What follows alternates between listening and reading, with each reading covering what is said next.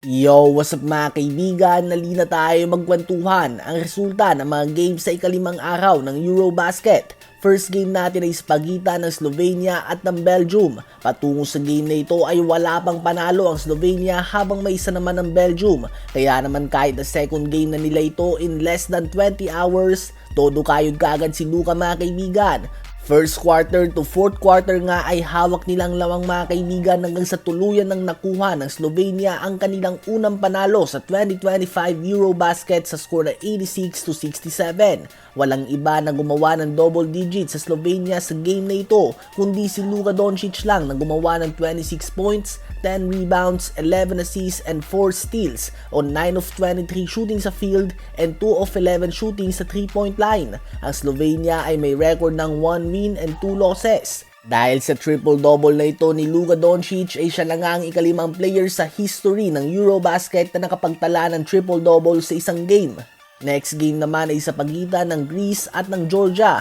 Ang same Georgia team na tumalo sa reigning Eurobasket champion sa Spain ay pinulbos lang nga ni Giannis at ng Greece. Hindi nakapalag ang mga NBA players ng Georgia sa two-time NBA MVP Giannis. Gumawa si Giannis ng 27 points, 8 rebounds, 4 assists and 2 steals on a very efficient 9 of 11 shooting sa field. At dahil sa laki ng tambak nila ay naglaro lang nga si Giannis ng 25 minutes, 17 points in 17 minutes at 6 of 7 shooting din sa field si Mitoglu at 14 points and 4 assists din si Tyler Dorsey. Ang Greece mga kaibigan ay mananatili na malinis ang record na 3 wins and 0 losses. Habang nangyari naman ang hindi inaasahan, ang Olympic silver medalist at isa sa mga favorites sa Eurobasket na ito na bansang France ay pinataob ng Israel sa score na 82-69. Ang first 3 quarters nga ay naging dikit, lumalamang pa nga ang France. Subalit sa fourth quarter ay tila ba ibang version nga ng Israel ang nakita natin na outscore nila ang France 27-13 at ito na nga naging kwento ng game.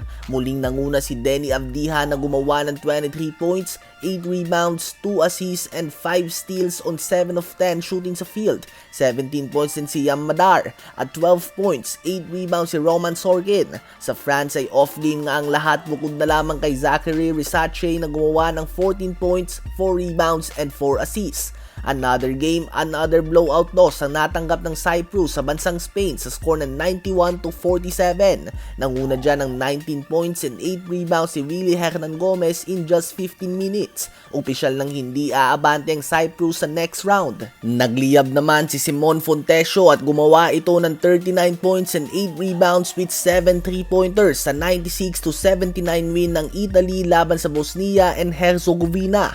At sa last game natin ay nakuha ng Poland ang 84-75 win laban sa Iceland sa pangunguna ng 26 points si Jordan Lloyd at 18 points, 8 rebounds and 8 assists ni Ponitka. Yan nga ang resulta ng mga games sa Eurobasket Day 5.